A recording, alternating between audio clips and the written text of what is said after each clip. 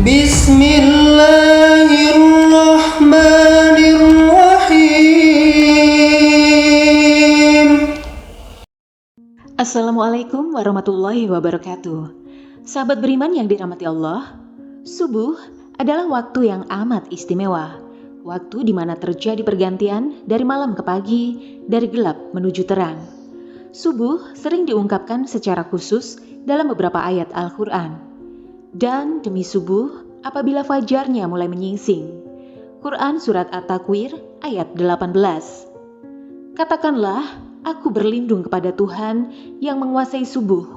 Quran Surat Al-Falaq ayat 1. Jika kita sering bangun pagi dan mendengarkan azan subuh, tentu kita akan mendengar kalimat As-sholatu khairum minan naum, yang artinya, sholat lebih baik daripada tidur.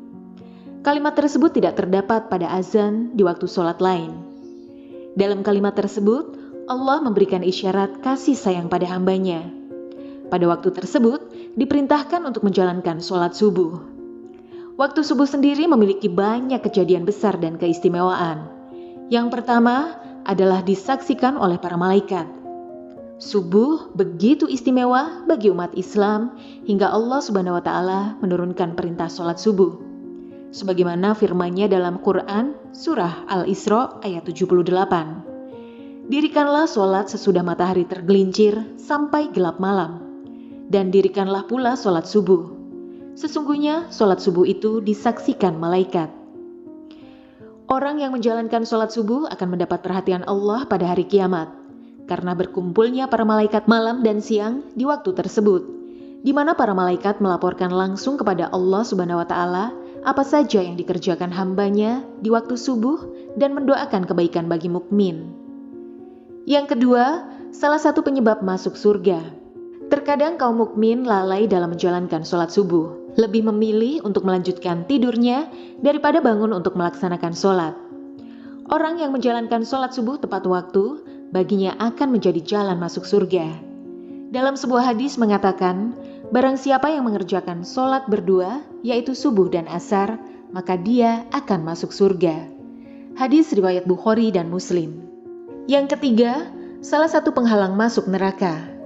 Sholat subuh yang memiliki jumlah rakaat paling sedikit dibanding sholat wajib lainnya, terkadang menjadi sholat terberat bagi sebagian umat muslim.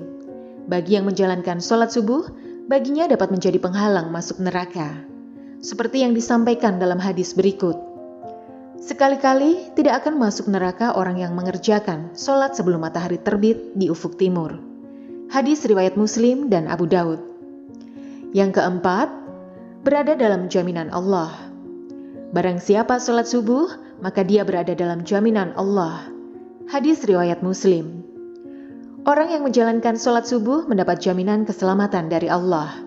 Allah akan memberikan perlindungan sepanjang hari tersebut, membuat hari menjadi lebih bersemangat dan terhindar dari rasa malas. Yang kelima, pahala seperti sholat satu malam. Bagi yang menjalankan sholat subuh berjamaah, Allah memberikan keistimewaan berupa pahala, seolah-olah orang tersebut menjalankan sholat sepanjang malam. Dan barang siapa sholat subuh berjamaah, maka seolah-olah dia sholat seluruh malamnya. Hadis riwayat Muslim. Yang keenam, bercahaya di hari kiamat. Bekas wudhu dan langkah kaki orang yang menjalankan sholat subuh berjamaah akan menjadi cahaya di hari kiamat. Menurut Islam, kelak itu akan membedakan dengan umat lainnya dan menjadi jalan untuk mendapat syafaat Nabi Muhammad. Seperti sabda Rasulullah, berikanlah kabar gembira kepada orang yang banyak berjalan dalam kegelapan, yaitu Isya dan subuh, menuju masjid dengan cahaya yang sangat terang pada hari kiamat kelak. Hadis riwayat Ibnu Majah dan Tirmizi. Yang ketujuh, lebih baik dari dunia. Sholat subuh dianggap sebagai amalan yang kebaikannya melebihi dunia beserta isinya. 2 rakaat sholat subuh itu lebih baik dari dunia beserta isinya. Hadis riwayat Muslim dan Ahmad. Yang kedelapan, melepaskan 3 ikatan setan. Setan senantiasa menjerumuskan manusia untuk menjauhi perintah Allah. Sholat subuh dapat melepaskan diri dari tipu daya setan. Setan membuat 3 ikatan di tengkuk salah seorang dari kalian ketika tidur. Di setiap ikatan, setan akan mengatakan, "Malam masih panjang, tidurlah." Jika dia bangun dan berzikir kepada Allah, lepaslah 1 ikatan. Jika dia berwudu, lepas lagi 1 ikatan.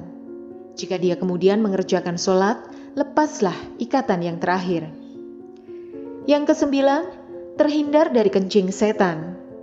Setan senantiasa punya cara untuk menyesatkan manusia. Mereka tidak pernah lelah menggoda manusia dari segala penjuru. Mereka melakukan tindakan agar manusia menghindari perbuatan-perbuatan yang baik. Dalam sebuah hadis, riwayat Al-Bukhari dan Muslim, Ibnu Mas'ud mengatakan bahwa salah satu tindakan setan yang menyesatkan ialah mengencingi manusia. Orang-orang yang bangun kesiangan hingga lalai dalam menjalankan sholat subuh disebutkan kepada Nabi Muhammad, ada seorang laki-laki yang tidur semalaman hingga waktu pagi dan kehilangan waktu subuh. Maka Rasulullah bersabda, laki-laki itu telah dikencingi setan pada telinganya. Agar terhindar dari hal tersebut, manusia sudah selayaknya bangun di awal waktu subuh dan menjalankan sholat subuh tepat waktu. Yang ke-10, waktu terkabulnya doa. Pada waktu subuh, malaikat siang dan malam berkumpul bersama. Siapa yang menjalankan sholat subuh dan memohon doa akan didoakan oleh seluruh malaikat dan disampaikan langsung kepada Allah Subhanahu wa Ta'ala. Manfaat doa dalam Islam pada kondisi seperti ini memang mustajab. Pada waktu itu adalah tersebarnya rahmat, banyak permintaan yang diberi dan dikabulkan, serta nikmat semakin sempurna. Yang ke-11, waktu pembagian rizki. Pada waktu subuh, malaikat membagi rizki kepada semua umat manusia. Dianjurkan untuk berdoa atau membaca Al-Quran setelah sholat subuh. Barang siapa yang sholat subuh dan memohon rizki, maka Allah akan memberikan keberkahan yang lebih padanya. Rasulullah bersabda, sesudah sholat subuh, janganlah kamu tidur sehingga melalaikan kamu untuk mencari rizki. Hadis riwayat Tabrani. Doa pembuka rizki dari segala penjuru memang sangat tepat jika kita panjatkan 20 datangnya sholat subuh, karena waktu tersebut merupakan awal dari aktivitas. Yang ke-12, waktu yang baik untuk berzikir. Zikir adalah tanda seorang mukmin mengingat dan memuji Allah. Orang yang mengetahui keutamaan berzikir di waktu subuh akan mendapat ketenangan hati dan merupakan waktu yang dianjurkan oleh Allah. Allah Subhanahu wa Ta'ala berfirman, maka bertasbihlah kepada Allah di waktu kamu berada di petang hari dan waktu berada di waktu subuh. Quran Surat Ar-Rum ayat 17. Yang ke-13, mendapat keselamatan. Rasulullah pernah bersabda, sesungguhnya Allah jika menurunkan bala dari langit kepada penduduk bumi, maka Allah akan menghindarkan dari pemakmur masjid. Hadis riwayat Asy'ari. Artinya, orang yang menjalankan sholat subuh berjamaah akan terhindar dari mara bahaya. Contoh yang pernah terjadi adalah ketika terjadi tsunami beberapa tahun silam di Aceh. Jamaah yang sedang sholat subuh di masjid itu terhindar. Padahal jika kita memakai logika, pada saat itu daerah sekitar seutuhnya tersapu oleh tsunami. Yang ke-14, diampuni dosa-dosanya. Allah menjanjikan pengampunan bagi orang-orang yang senantiasa menjalankan sholat subuh dan memohon ampunan atas dosa-dosa pada waktu tersebut. Setelah sholat subuh dianjurkan untuk membaca kalimat Subhanallah wa bihamdi, Subhanallahil azim sebanyak 100 kali. Rasulullah bersabda, barang siapa mengucapkan Subhanallah wa bihamdi, Subhanallahil azim 100 kali dalam sehari, ia akan diampuni segala dosa-dosanya, sekalipun dosanya itu sebanyak buih di lautan. Hadis riwayat Muslim dan Tirmizi. Yang ke-15, terhindar dari munafik. Dalam hadis riwayat Imam Malik mengatakan, batas antara kita dengan orang-orang munafik adalah yang menghadiri sholat isya dan sholat subuh. Hal itu dikarenakan orang munafik tidak akan sanggup untuk menghadiri kedua sholat tersebut. Hadis riwayat Imam Malik. Yang ke-16, dapat melihat Allah. Manusia dapat melihat Allah saat berada di surga nanti.